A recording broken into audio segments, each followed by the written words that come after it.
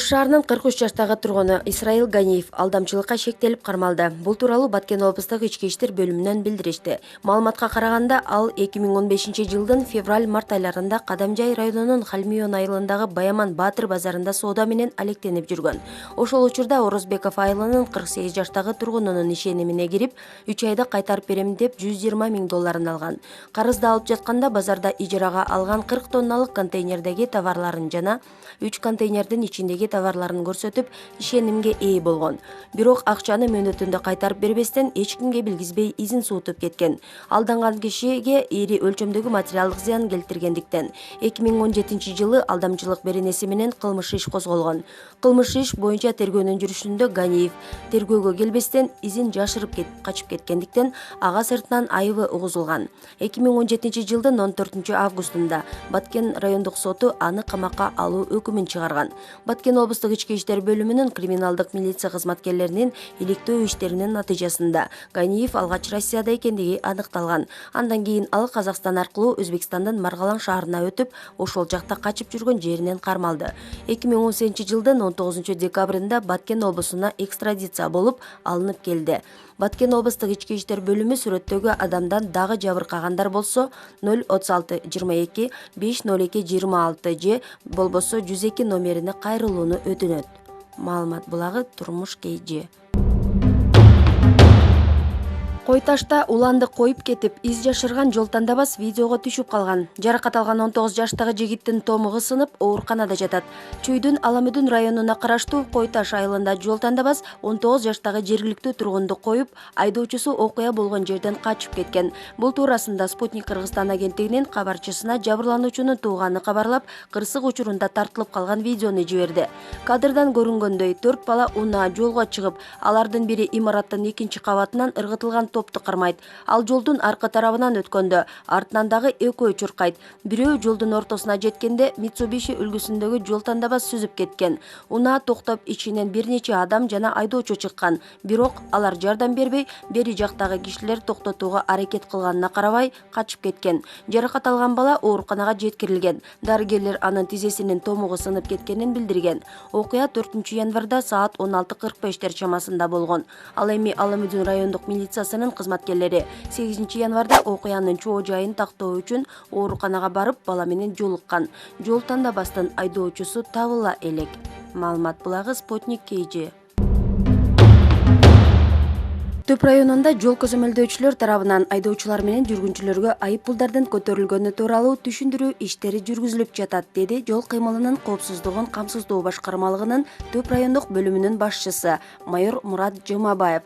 Анын айтымында, мындай иштер айдоочулардын жоопкерчилигин көтөрүү максатында жүргүзүлүүдө. Жаңы кирип келген жыл менен кошо кыргызстандыктар үчүн административдик жана мыйзам бузуулар тууралуу кодексиндеги айып пулдар жөнүндө эл ташыган автоунаалардын ээлери менен жүргүнчүлөргө түшүндүрүү иштерин жүргүзүп, алардын суроолоруна жооп бердик. Жол эрежелерине ылайык айып пулдарга токтолуп, айдоочулардын жоопкерчилигин көтөрүү максаттарына токтолуп, аптечка, өрт өчүрүүчү жабдыктардын ар кандай өзгөчө кырдаалга даярдыгын текшердик, деди Жумабаев. Анын маалыматы боюнча 2018 ичинде Төп району боюнча 3 жеңил унаа от өчүргүчтүн жок болгондугуна байланыштуу зымдардын туташуусунан өрт чыгып, толук бойдон күйүп кеткен. Бир унаа 7 мүнөттүн ичинде толук күйүп жок болгон. Аларга күнөөлүү экенин өзүлөрү моюндарына алышкан. Маалымат булагы Турмуш KG. Кечээ 9 январда Чаткал районундагы унаа жолго түшкөн кар көчкү толугу менен тазаланды. Бул тууралуу бүгүн 10 январда Өзгөчө кырдаалдар министрлигинен билдиришти. Маалыматка караганда, окуя саат 17:20 чамасында Алабука Жаңы базар Кировка унаа жолунун 99-чакырымында болгон. Анда көлөмү болжол менен 1000 метр куб кар көчкү түшүп, унаа жол бир тараптуу жабылган. Адам өмүрүнө зыян келтирилген эмес. Кар көчкүнү тазалоого номер 27 жол тейлөө ишканасынан бир жүктөгүч жана бир бульдозер тартылган. Тартылган күчтөрдүн жардамында саат 18-дерде унаа жол толугу менен тазаланды. Маалымат булагы Турмуш KG.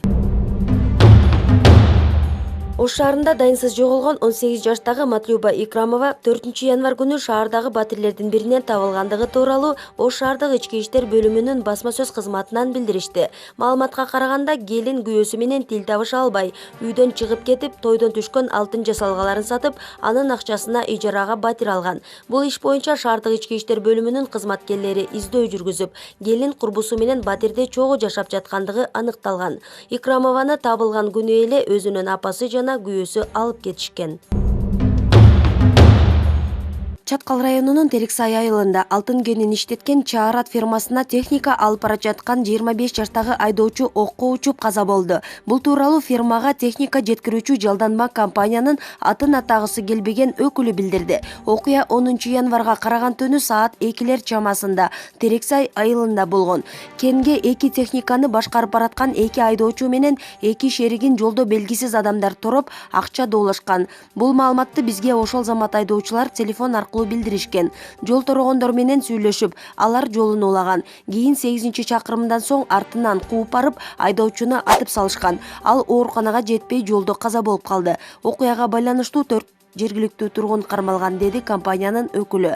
Сөөк Ала Бука районуна жеткирилген. Ала Бука райондук аймактык ооруканасынан билдиришкендей, учурда каза болгон адамдын сөөгү өлкканада сакталып, соттук медициналык экспертиза жүргүзүлүп жатат. Айдоочу окко учканын Жалал Абад облустук ички иштер башкармалыгы ырастап, окуянын себеби такталып жатканын билдирди. Чаткалдагы Терексайдагы кендин айланасындагы буга чейинки чырга байланыштуу 15 адам кармалып, 13-үй үй камагына чыккан. Кылмыш иши козголгон, иликтөө иштери уланууда.